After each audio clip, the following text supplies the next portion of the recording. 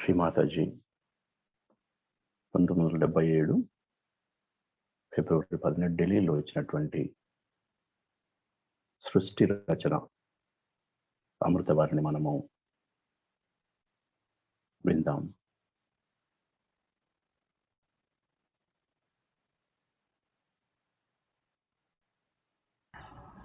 Tonight, we have decided to talk about creation, but our management has not been able to provide me with a chalk and with a blackboard. So, I don't know. I'll try to explain it without drawing. It's a very difficult subject, and I'll try to make it intelligible.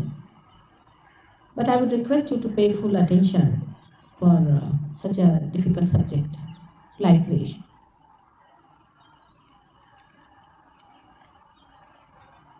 One thing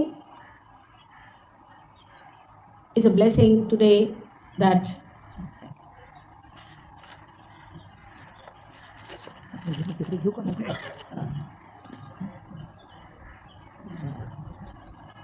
चालून बघा तुमच्या कोणती चालतात ते बघा मग मला त्याला नाभी चक्राची पकड आहे. The greatest blessing today is that many of you can feel the vibrations, and not only that, but you also know and realize that they can think and they can learn. It's a very big blessing. Of course, some of you haven't got it, but those who have got it know that these vibrations organize because they raise the Kundalini, they go to the place where it is needed, out of compassion to that portion where there is deficiency. They understand, they organize, they are universal in nature, and they learn. They answer to your questions. When you ask them some questions, you receive answer from them. They are living vibrations.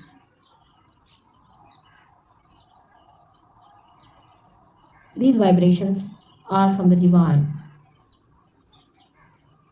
This divine is called as Brahma, Brahma Tattva, principle of divine.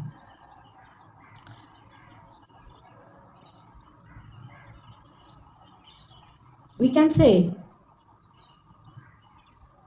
that the process of creation is an eternal process. Means a seed becomes a tree, and the tree becomes a seed, and the seed becomes a tree. It goes on and on. It's eternal. So it cannot have a starting point, and it cannot have an ending point. It goes on and on and on. That's why it can have different states of existence. You can say state of being. So the first, just the being, is Brahma, where nothing exists. We say nothing. When we say nothing, it is a relative word. Because we do not exist, so we say nothing exists. It's a relative word. When we are not existing, for us everything is nothing. There is something, but that is not ourselves. And that's why we say it is nothing. It's only the Brahma. You can say, you can think of an energy if you want to, an energy form that exists. But the energy accumulates at a point and forms a nucleus. The energy that thinks, energy that is distributed, accumulates at a point, concentrates on a point, you can say. And this point is the point we call as Sadashiva. This happens because that energy desires, thinks, organizes, loves. When it wants to create, when the desire is felt in that energy to create, At that time, a nucleus is created. This nucleus we call as Sada Shiva. This nucleus does not disappear. You can think of a nebula. I mean, it is something which is all relative, you can think. You cannot think something in absolute form. So with thinking, you cannot conceptualize the whole thing. But if you can think of a state where it's just an energy and no creation, but not the energy of electricity, magnetism, all these things. It's the combination, the synthesis of all the things which goes into Laya, which becomes that, dissolves into that.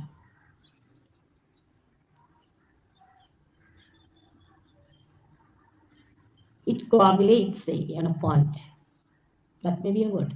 Coagulates at a point which we can call as a nucleus.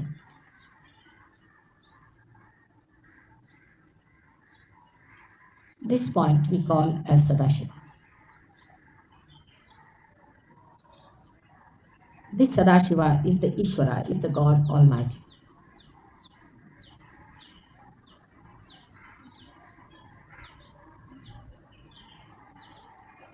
We call it now God because now it has a limitation in the sense that we can call it something. But if it is just an energy, we just call it a Brahma. You can say like this, when the water becomes ice, a follicle of ice is formed. You can differentiate between the water and the ice, but still it's a relative understanding. At this state, God Almighty, Parameshwar, takes its form as an identity. That's why we can say that it is not Brahma, but an identity. Identity has its aura, has its aura. We can say it's light. This light is the divine love. It goes into various forms, but Sadashiva remains as he is. Now the desire to create is transferred to the aura. The aura is the power of God, Shakti.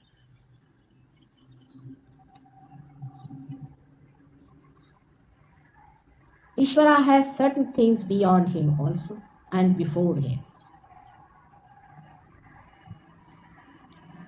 God Almighty has something beyond him that he cannot control. One, he cannot control his eternal nature. It is his nature to be eternal. He cannot stop it. He will go on changing his form. It is his nature. It is his svabhava. He cannot change his eternal nature. He will be eternally. Eternity is his temperament, his nature. He cannot overcome that.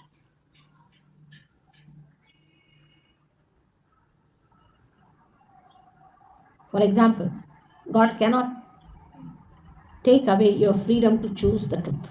He cannot. Once he has granted, he is not going to take it away. You have to choose it in all your freedom. He will not force you to take it. Many people have hopes like that. That's sadly mistaken. At this juncture only lies the problem of complete destruction or complete resurrection. It is left into the hands of human beings to decide whether they want to accept the truth or they want to follow the falsehood. So you have given complete freedom to choose. I won't go into the details about God Almighty because it's a very subtler subject and requires much more attention. I have talked about it before to many people and all his nature and all that. But he is the witness, he is the Son in the form of God. What is he witnessing? He is witnessing the creation. And the power that creates the creation is the Shakti, is his power, is his consort. Now, for us human beings, we don't understand that a wife and a husband could be that one. For example, you can understand like a sun and the sunlight, moon and the moonlight. As these two things are one and the same, or the meaning and the word. In the same way, Shiva and Shakti are one together. For example, you can be a father, you can be a mother, you can be a father, you can be a brother, you can be a son. Three things you are doing together in the same way. You can be yourself and your power. You know you and yourself and your power are different, but you are one. You have a power to write, but you are not your power. Neither your power is yourself. In the same way, Shiva and Shakti are two persons to be identified, but they are part and parcel of one uniform thing known as Brahman. But these horrible tantrikas, again they come round here, have spoiled the relationship between Shiva and Shakti. Not that they were human beings, that's why they established all these funny ideas and talked about these nonsensical things. Because they are the people who are nothing but their sex points. They are nothing nobler than that. They are very depraved and diseased and debased people. They suffer from such a terrible disease that nowhere they can see anything else but this. Ashwamedha Yajna also they describe as something to do with sex. Everything they look, they see sex there. It's like a person, as we call it in Hindi, सावन के अंधे को सब हरियाली नजर आता है, who is wearing the glass of sex and watching through that life, everything becomes sex, sex, sex. They are such debased and horrible, depraved people. Even God, they bring it to that level. Unless and until they bring it to that level, they cannot exist. How will they justify themselves the way they are? Sex has nothing to do with Shiva and Shakti. What is sun and sunlight? Is there any sex involved there? Is there nothing existing without sex for these horrible tantrikas? Is there no relationship that exists without sex?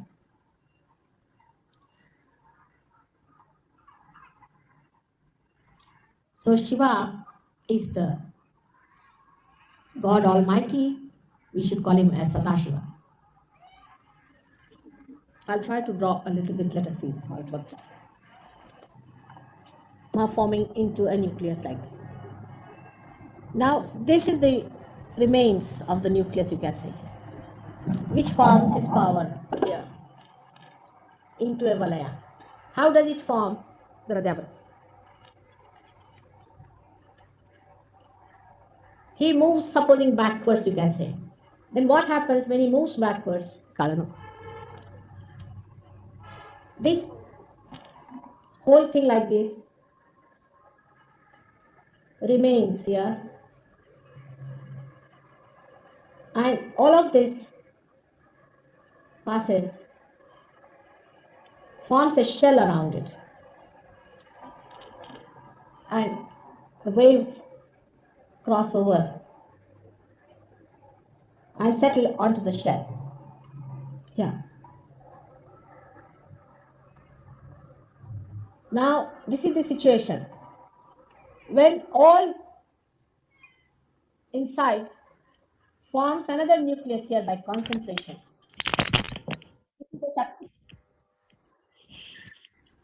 And this is the Sadashakti. This is the Mahashakti, you can say Adi Shakti, and this is the Sadashakti. Now here, Shiva, once the Shakti forms her personality, or we can say her ego is established. She is a different identity from Shiva, because the whole process is to create the play for the witness to see. He is the one who is going to watch the play. She is the one who is going to create. So she accumulates her ego onto a point here and becomes Shakti, assumes a position there. And the first thing she does as a Shakti is to go around in a parabole. In a parabole. around her Lord. This point one must understand. She is a Shakti, is the power of God. And the whole creation is only meant for God Almighty to see. He is the only spectator of the play of Shakti. And if he doesn't like the play, for example, he doesn't like the way it is or the way people are that are created, he can immediately stop the play by closing his eyes, by denying the play, by showing his annoyance, or by his temper. He can just stop it. That's why he's also called as a destroyer. But the whole thing is meant for his amusement. And if it doesn't give him pleasure, he can stop it. That's why the first one who must be pleased is the one who is the spectator. Because of this, Shiva is garlanded by her, is a parabole. And that's why parabole is the symbol of Adishakti. This is sort of a certificate to her, a sort of a granting her the Varadan, as we call it in Sanskrit language, is the Varadan, that go ahead with your work. This is a sanction given to him. When she completes this parabole, the sanction has been granted, and that's why she is a parabole. Here, the question of men dominating the women and women dominating the men does not come in, because this is predominantly in our heads, you see. When we think of it, we think of men and women. It is nothing of the kind. It's a complete oneness. Can we think of one couple which is absolutely united with each other? We can. Because we are all incomplete people. But if you could stretch your imagination to such a point that both of them are meant for each other only, and the one who is active is the Adishakti, is only active to please the God Almighty, who is the only spectator of her play, and he is to be pleased first. So she surrenders herself before him, takes his sanction through the parabole. Now, parabole is a very important thing. You know that everything travels through parabole, never in a straight line. For example, if you love someone, our love goes around that person and comes back to us as love. But if you hate that person, then our hatred goes around that person and comes back to us as a terrible hatred. So, the parabole is taken. But you might say, why a parabole? The question can be, why should there be a parabole and not a circle? The reason is, parabole is the shortest distance to go round another point. It's the shortest, and that's why it's a parabole. It is even in our ordinary life. You will find this happening, that whatever you do to others, it comes back to you in some form, whether you do good or bad. And that's why our karmic ideas and that our doing punyas are all there. Because whatever we emit through us will come back to us. In the same way, if we bless the whole world, the blessings of the whole world will come to us.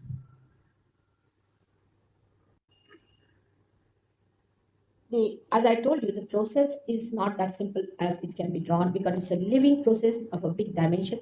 But I'm just trying to make it simpler for you to understand. Now, this parabole, when here now, when she goes into the motion of a parabole, and Shiva sanctions her, it's a living process. Again, you must understand. It's a living process. It's as human as we are. Both of them as human as we are, or we should say they are 1,000 times more human than we are. So, here the wife, his consort, says that I'm very happy just like this. I won't go any further with it. Because creation is not an easy thing for her. She doesn't want to depart from it. Creation is the joy. And she says, I would not like to have children now because I may lose you. So she pushes herself towards him, and he pushes her back and disappears, opening out from here. Now she is in this form. So the beginning of the Om starts. Parabole, first of all, gets converted into Om. Then she pushes herself down and settles down for a while to meditate and to find out how she's going to work it out. We can say like this. You see, it is her desire which must be aroused. If her desire is not aroused, she will not conceive the creation. So, Ekpa is spent in that. Quite a lot of time is spent in her own thinking, which way she should do.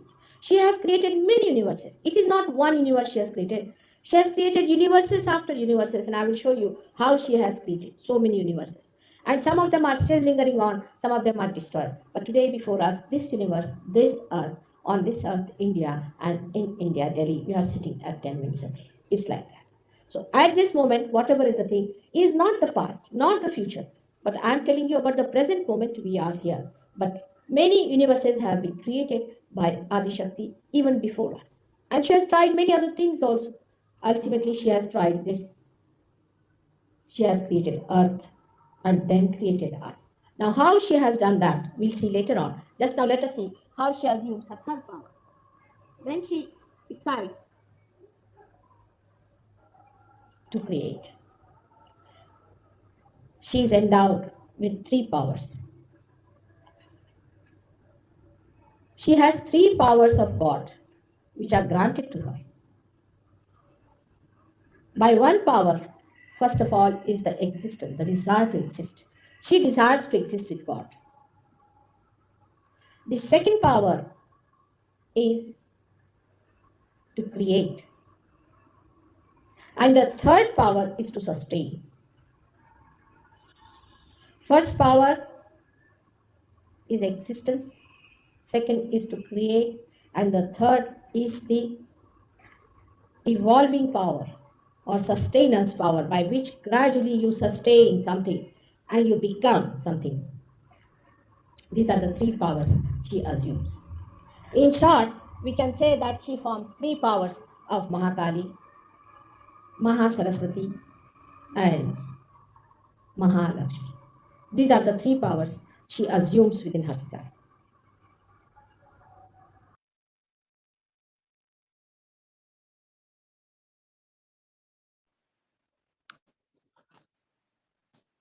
చిత్తాన్ని పూర్తిగా అంతర్ముఖం చేసుకొని నిశ్శబ్ద ధ్యానంలో ఉందాం.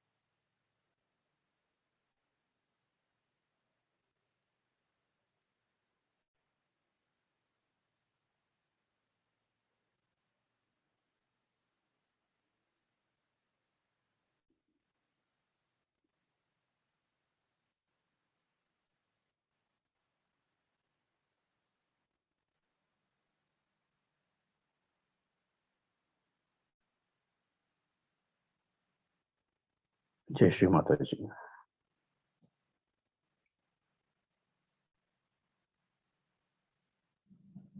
శ్రీ మాతాజీ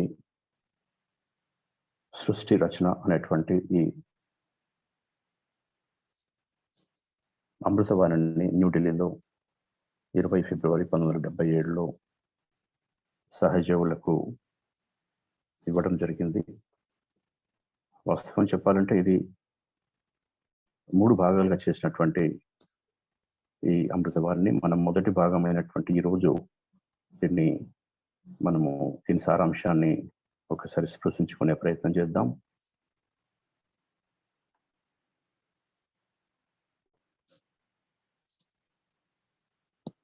చిత్తాన్ని అదేవిధంగా మన సహస్రాల మీద ఉంచి, అంటే సహజీవులు అనేటువంటి మనకు కొంచెం సంక్లిష్టమైనటువంటి విషయం కూడా తెలుసుకోవాల్సినటువంటి అవసరం ఉంది. కాబట్టి జాగ్రత్తగా పూర్తి చిత్తంతో తెలుసుకునే ప్రయత్నం చేద్దాం. ఈరోజు మనము భగవంతుని సృష్టి గురించి మాట్లాడాలనుకుని నిర్ణయించుకున్నాము. కానీ ఇక్కడ బోర్డు కానీ చాక్ పీస్ లాంటివి ఏమీ లేవు. కాబట్టి నేను డ్రాయింగ్ వేయలేకపోతున్నాను. అయినా కూడా ఈ విషయాన్ని విశదీకరించే ప్రయత్నం చేస్తాను. ఇది చాలా కష్టమైనటువంటి విషయము. మీకు అర్థమయ్యేటట్లుగా చెప్పే ప్రయత్నం చేస్తాను. కానీ నేను మిమ్మల్ని కోరేది ఏమిటంటే, మీరు పూర్తి ఏకాగ్రతతో భగవంతుని సృష్టి అనే ఈ క్లిష్టమైనటువంటి విషయాన్ని తెలుసుకోవడానికి ప్రయత్నించండి. ఈనాటి ఈ పరిస్థితిలో అతి గొప్ప వరం ఏమిటంటే, మీ అందరికీ చైతన్య తరంగాల ఉనికి తెలుసు. అంతేకాదు, ఆ చైతన్య తరంగాలు ఆలోచించగలవని మరియు ప్రేమించగలవని మీరందరికీ తెలుసు. ఇది ఒక గొప్ప వరము. బహుశా కొద్ది మంది వాటిని గ్రహించలేకపోవచ్చు, కానీ వాటిని పొందిన వారందరికీ తెలుసు. అవి మీలో కుండల్ని ఉద్ధానపరిచి ఎక్కడైతే వాటి అవసరం ఉందో అక్కడికి వెళ్ళి కరుణతో మిమ్మల్ని నయం చేస్తాయని అర్థం చేసుకుంటున్నాం. అవి ఆ విధంగా మనల్ని నిర్వహిస్తున్నాయి, ప్రేమిస్తున్నాయి. అవి విషయమంతా నిండి ఉన్నాయి. మీరు వాటిపైన ప్రశ్న అడిగినప్పుడు అవి సమాధానం కూడా ఇస్తాయన్నమాట. అవి జీవం కలిగినటువంటి చైతన్య తరంగాలు. వాటిని మీరు భగవంతుని నుంచి పొందుతున్నారు. ఆ దైవాన్ని మనము బ్రహ్మముగా, బ్రహ్మతత్వముగా, దైవ సూత్రంగా పిలుస్తున్నాము. సృష్టి కార్యము ఎడతెరగని కార్యక్రమం. ఒక విత్తు వృక్షంగా మారుతూ మరి ఆ చెట్టు విత్తులను ఇస్తుంది. ఇలా నిరంతరంగా జరుగుతూనే ఉంటుంది. ఇది శాశ్వతమైనది. కాబట్టి దీనికి మొదలు కానీ అంతం కానీ ఉన్నదని చెప్పలేము. ఇది జరుగుతూనే ఉంటుంది. కాబట్టి ఉనికి యొక్క వేరు స్థితులలో ఉంటాయన్నమాట. మొదట ఏమీ లేని స్థితి, దాన్ని శూన్యం అని చెప్పుకోవచ్చు. కేవలము బ్రహ్మ మాత్రమే ఉంటుంది, ఇంకేం లేదు. ఇది కేవలము సాపేక్షితమైనది, రిలేటివ్ అన్నమాట. మనం ఎవరము అప్పుడు ఉనికిలో లేము కాబట్టి ఏమీ లేని స్థితి అని చెప్తాం. అయితే ఏదో అప్పటికి ఉనికిలో ఉన్నది, కానీ అది మనం కాదు. కాబట్టి మనము ఏది లేదేమో అని అంటాం. ఉన్నది ఒక్కటే, అదే బ్రహ్మం. ఈ స్థితిలో ఉన్న దాన్ని మనము శక్తిగా అనుకోవచ్చు. కానీ శక్తి అంతా ఒక చోట చేరి కేంద్రకంగా, న్యూక్లియస్ గా తయారవుతుంది. ఈ శక్తి ఆలోచించగలదు, సర్వత్రా విస్తరించగలదు. శక్తి అంతా ఒక బిందువుగా దగ్గరికి చేరి ఒక కేంద్రకంగా తయారై సదాశివునిగా పిలుచుకునేటువంటి స్థితిలో ఉండడం జరుగుతుంది. ఈ బ్రహ్మశక్తి కోరుకుంటుంది, ఆలోచిస్తుంది, ప్రేమిస్తుంది, కార్యాలను నిర్వర్తిస్తుంది. కాబట్టి ఇదంతా జరుగుతుంది.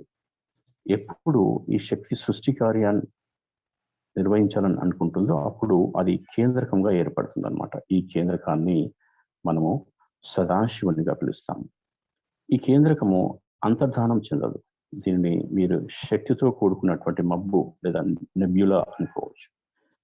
ఇవన్నీ సాపేక్షత వలన ఏర్పడినవే కాబట్టి సంపూర్ణమైన స్థితిలో వాటిని చూడలేము.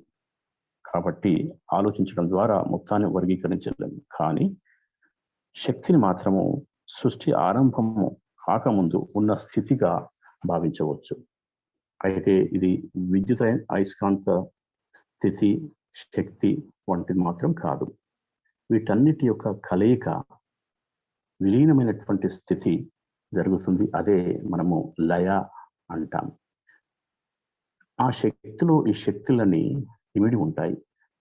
ఈ శక్తులన్నీ ఒక బిందు వద్ద గడ్డ కట్టడం వలన ఏర్పడిన కేంద్రకమే సదాశివుడు.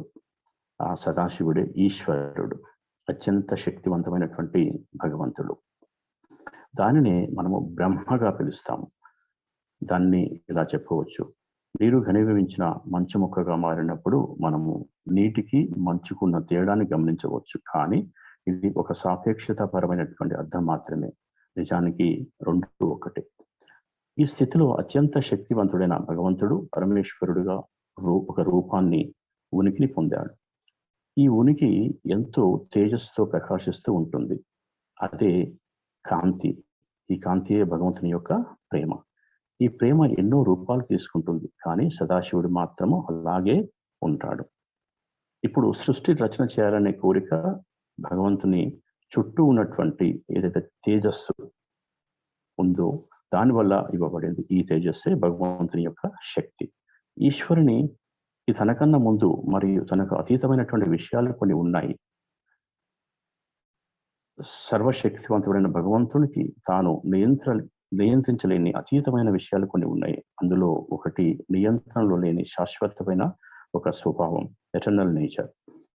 ఆయన దాన్ని ఆపలేరు. మరొకటి, ఆయన తన రూపాన్ని మార్చుకుంటూనే ఉంటారు. అది ఆయన స్వభావం. శాశ్వతుడైన ఉన్న స్వభావాన్ని ఆయన మార్చలేరు. శాశ్వతము ఆయన సహజ స్వభావం. ఉదాహరణకు భగవంతుడు మీరు సత్యాన్ని ఎన్నుకోవడము అనే మీకున్న స్వేచ్ఛను తీసివేయలేడు. ఆయన అలా చేయలేడు. ఆయన ఒకసారి మీకు దాన్ని అనుగ్రహించిన తర్వాత దాన్ని తీసివేయలేడు. మీరు పూర్తి స్వేచ్ఛతో దాన్ని ఎంచుకోవాలి. దాన్ని స్వీకరించి ఆయన మిమ్మల్ని బలవంతం చేయడు, స్వీకరించాలని బలవంతం చేయడు. ఆయన అలా చేయాలని ఎంతో మంది ఆశిస్తారు. నేను సర్వశక్తివంతుడైన భగవంతుని గురించి వివరణలోకి వెళ్ళదలుచుకోలేదు, ఎందుకంటే అది చాలా సూక్ష్మమైన విషయం. అంతేగాక దానికి మీరు పూర్తి ఏకాగ్రత అవసరం. నేను ఈ విషయం గురించి, ఆయన తత్వం గురించి ఎందుకో ఇదివరకే చెప్పాను. వారికి తెలుసు, కానీ ఆయన ఒక సాపేక్ష. ఆయన ఒక సాక్షి రూపంలో ఉన్న సాక్షి. ఆయనే దీనిని అంతా తిలకిస్తూ ఉన్నాడు. ఆయన సృష్టిని గమనిస్తున్నారు. సృష్టిని సృష్టించే శక్తి ఆయన శక్తి. ఆ శక్తే ఆయన అర్ధాంగి. కానీ మానవులైన మీకు భర్తలు ఇద్దరు ఒక్కటిగానే ఉండడం అనేది అర్థం కాదు. ఉదాహరణకు సూర్యుడు సూర్యకాంతి మరియు చంద్రుడు చంద్రుని కాంతి. ఈ రెండు విషయాలు ఒకటే, ఒకే అర్థము మరియు ఒకే పదం. అదేవిధంగా శివ మరియు శక్తి ఒకటే. అది ఎలాగంటే, మీరు ఒక తండ్రిగా ఉండొచ్చు, ఒక తల్లిగా ఉండొచ్చు, లేక ఒక సోదరునిగా, ఒక కుమారునిగా 3 పాత్రలు ఒకేసారి నిర్వహిస్తూ ఉండొచ్చు. అదేవిధంగా మీ ఉనికి మరియు మీ యొక్క శక్తి కూడా మీకు తెలుసు. మీ ఆత్మ, మీ శక్తి వేరు కాదు, కానీ మీరు మాత్రం ఒకటి. మీకు వ్రాయగల శక్తి ఉంది, కానీ మీ శక్తి కాదు. మీ శక్తి మీరు కాదు. అదేవిధంగా శివశక్తి ఇద్దరు వ్యక్తులుగా ఉనికి కలిగి ఉన్నప్పటికీ వారిద్దరూ ఏకరీతిగా ఉన్న బ్రహ్మలో అంతర్భాగములే. కానీ ఈ దారుణమైనటువంటి తాంత్రికులు మళ్ళీ ఇక్కడ చేరి శివుడు మరియు శక్తుల మధ్య ఉన్నటువంటి బాంధవ్యాన్ని పాడు చేస్తున్నారు.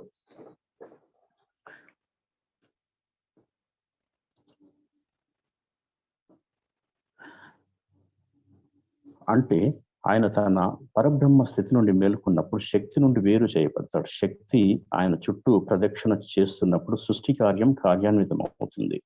ఇప్పుడు ఆయన వెనుకకు జరుగుతున్నారనుకుందాం. అప్పుడే ఏం జరుగుతుంది? ఈ మొత్తం అంతా ఇక్కడ ఉండిపోతుంది. ఇదంతా జరిగిన కేంద్రకం చుట్టూ గట్టి పొరగా ఏర్పడుతుంది. తరంగములు ఒకదానికొకటి దాటి పెంకు పైన కేంద్రీకృతం అవుతాయి. ఇప్పుడు ఈ స్థితిలో లోపల ఉన్న శక్తి అంతా కేంద్రీకరించబడి మరొక శక్తి కేంద్రంగా న్యూక్లియస్గా మారుతుంది. ఇది శక్తి. మొదటి కేంద్రకమైన సదాశివుడు, రెండవ కేంద్రకమైన మహాశక్తి, దీన్ని ఆదిశక్తి అని చెప్పవచ్చు. మొదటిది సదాశివి. ఎప్పుడైతే శక్తి తాను ఒక రూపం ఏర్పడి ఆమెలో అహంకారం స్థిరపడుతుందో అప్పుడు సదాశివుడు భిన్నమైన ఉనికిగా మారుతాడు. ఎందుచేతనంటే ఇదంతా ఆయన సాక్షిగా తిలకించబడటానికి ఒక నాటకము సృష్టించబడటం కోసమే. ఆయన జగన్నాటకాన్ని తిలకిస్తారు. ఆ నాటకాన్ని సృష్టించేది ఆయనే. కానీ నాటకం సృష్టించేది ఆదిశక్తి మాత్రమే. తన అహంకారాన్ని, అస్తిత్వాన్ని ఒక బిందువుగా పోగు చేసి అక్కడ ఒక శక్తిగా ఆ స్థాయిని స్వీకరిస్తారు. ఆవిడ శక్తి చేసి మొదటి పని తన ప్రభు చుట్టూ దండాకారములు అంటే పారాబోలిక్ ప్రదక్షిణ చేయడం. ఈ విషయాన్ని మీరు సరిగ్గా అర్థం చేసుకోవాలి. ఆమె శక్తి భగవంతుని యొక్క శక్తి. సమస్త సృష్టి అంతా సర్వశక్తివంతుడైనటువంటి భగవంతుడు వీక్షించడం కోసం మాత్రమే. ఆయన వినోదం కోసమే శక్తి యొక్క నాటకాన్ని ఆయన ఒక ప్రేక్షకుడుగా చూస్తూ ఉంటారు. ఆయనకు నాటకం నచ్చకపోయినప్పుడు, అంటే నాటకం జరుగుతున్న తీరు కానీ లేక పడిన ప్రజల యొక్క తీరు కానీ నచ్చకపోయినప్పుడు ఆయన కళ్ళు మూసుకోవడం ద్వారా లేక తన ఆగ్రహాన్ని వ్యక్తపరచడం ద్వారా ఆ నాటకాన్ని వెంటనే ఆపేయగలడు. అందువల్లనే ఆయనను మనము వినాశకారి అని కూడా అంటాము. మొత్తం అంతా ఉన్నది ఆయన వినోదం కోసమే. అది ఆయన కోసము ఆయన సంతోషాన్ని ఇవ్వనట్లయితే దానిని ఆపివేయగలటువంటి శక్తి ఆయనకున్నది. కాబట్టి మొట్టమొదటిగా సంతృప్తి చెందవలసినది ప్రేక్షకుడు అంటే ఆయనే. అందుకే శివుడు మొదటిగా ఆది శక్తి చేత మూల్యాంకృతుడై ఉంటాడు. అందుకనే శక్తి దండాకారంలో శివుని చుట్టూ ప్రదక్షిణ చేస్తుంది. దండాకారంలో ఆదిశక్తి యొక్క చిహ్నము అది ఆమెకు శివుని చేత ప్రసాదించబడి ఒక విధమైన ధ్రువపత్రం అన్నమాట, అంటే సర్టిఫికెట్. ఇది ఆమెకు ఒక వరదానము. ఇది మన సంస్కృత భాషలో చెప్పుకున్నట్లుగా ఆమెను పని ప్రారంభించడానికి ఇచ్చే వరదానం అన్నమాట. అంటే అంగీకారము, అనుమతి. ఆమె ఈ దండాకార ప్రదక్షిణ పూర్తి చేసినప్పుడు ఆమెకు అనుమతి ఇవ్వబడింది. అందుకే అది ఆదిశక్తి ఒక వలయంగా ఉన్నదన్నమాట. ఇక్కడ మగవారు ఆడవారి మీద పెత్తనం చెలాయించడానికి, ఆడవారు మగవారి మీద అధికారం చెలాయించడానికి అనే ప్రశ్నలు ఉత్పన్నం అవ్వదు. ఎందుకంటే ఇది ముఖ్యంగా మన బుర్రల్లో పాసుకుపోయి ఉన్నటువంటి విషయం. మన మనసులో ఆలోచన వచ్చినప్పుడు అది మగవారి గురించా లేక ఆడవారి గురించా అని ఆలోచిస్తాం. ఇది అటువంటి విషయం కాదు, పూర్తిగా ఏకీకృతమైనది. ఒక జంట ఒకరితో ఒకరు పూర్తిగా ఐక్యం అవ్వడం మనం ఊహించగలమా? ఊహించలేము. ఎందుకంటే మనం అసంపూర్ణమైనటువంటి వారము. కానీ మీరు మీ ఊహ ఆ స్థాయికి వెళ్ళగలిగితే వారిద్దరూ ఒకరి కోసం ఒకరు మాత్రమే అని. వాస్తవానికి కార్యాన్నంతా నిర్వహించేది ఆదిశక్తి. ఆమె ఆ కార్యమంతా సర్వశక్తివంతుడైనటువంటి భగవంతుడుతో ఏకైక ప్రేక్షకుడైనటువంటి భగవంతుని యొక్క జగన్నాటకంతో సంతోష పెట్టడం కోసమే చేస్తూ ఉందని అర్థం చేసుకోవాలి. అందుచేత ఆమె ఆయన పట్ల సంపూర్ణ శరణాగతితో వలయాకారంతో అనుమతి తీసుకొని తిరుగుతూ ఉంటుంది. ఇప్పుడు ఈ వలయాకారం చాలా ముఖ్యమైనది. ప్రతి వలయాకారానికి మార్గంలో ప్రయాణిస్తుంది, సరళరేఖ మార్గం కాదని మీకు తెలుసు. ఉదాహరణకు మీరు ఒకరిని ప్రేమించినప్పుడు మీ ప్రేమ ఆ వ్యక్తి చుట్టూ తిరిగి మన వద్దకే ప్రేమ రూపంలో వస్తుంది.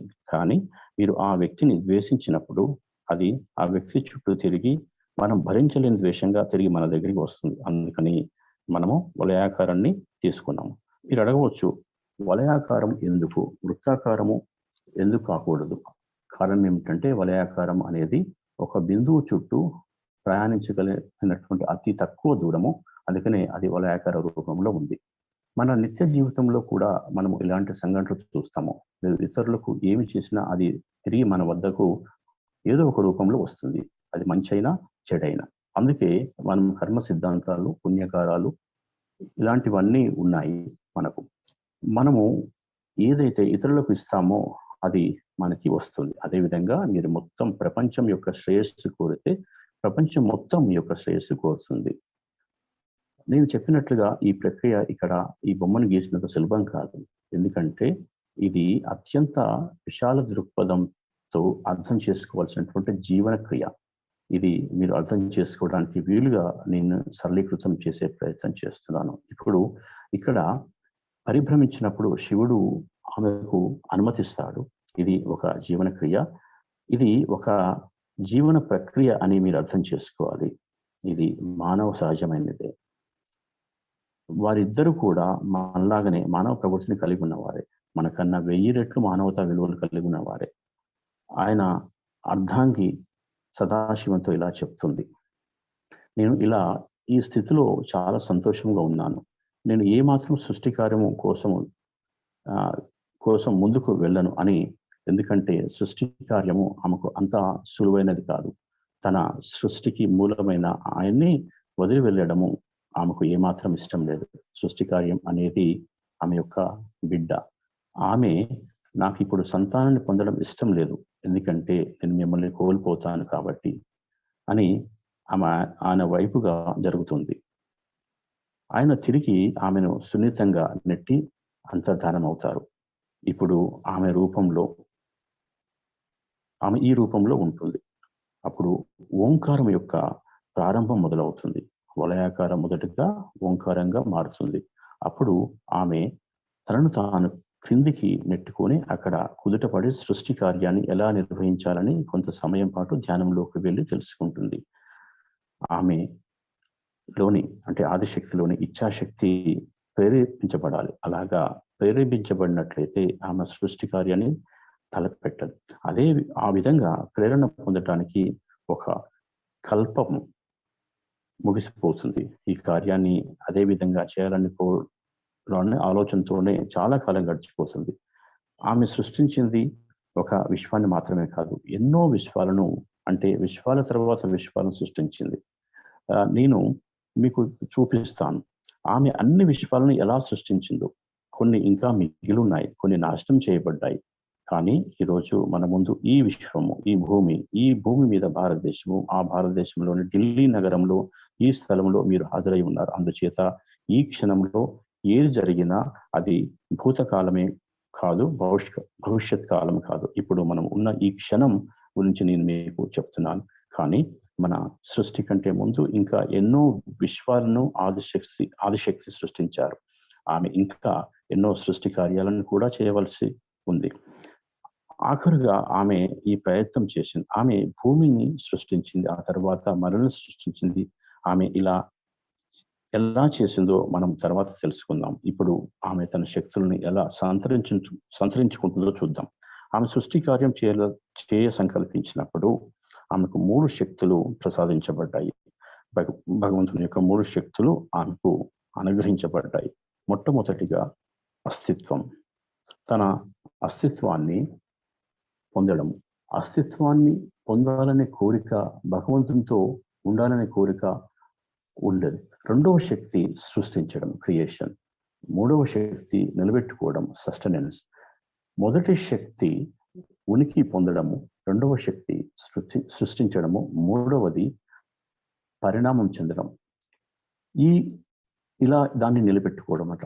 ఈ క్రమంలో ఒక రూపం తయారవడము, ఈ 3 శక్తులని ఆమె పొందారు. వీటినే మనము సూక్ష్మంగా మహాకాళి, మహాసరస్వతి మరియు మహాలక్ష్మి అనే 3 శక్తులుగా అవతరించారని అంటాము.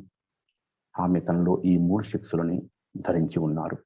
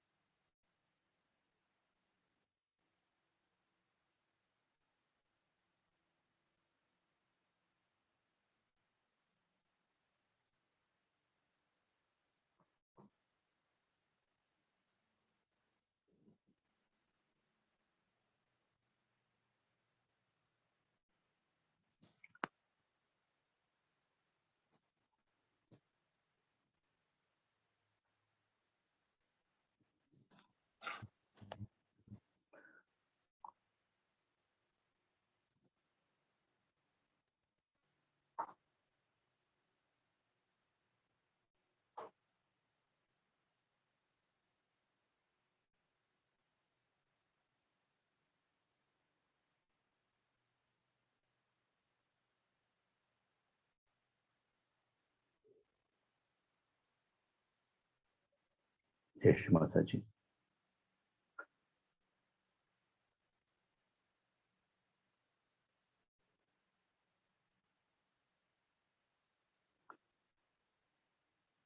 మూడు భాగాలుగా ఉన్నటువంటి ఈ అమృతవాణిని మొదటి భాగాన్ని మనము విని సారాంశాన్ని అర్థం చేసుకునే ప్రయత్నం చేసుకున్నాం.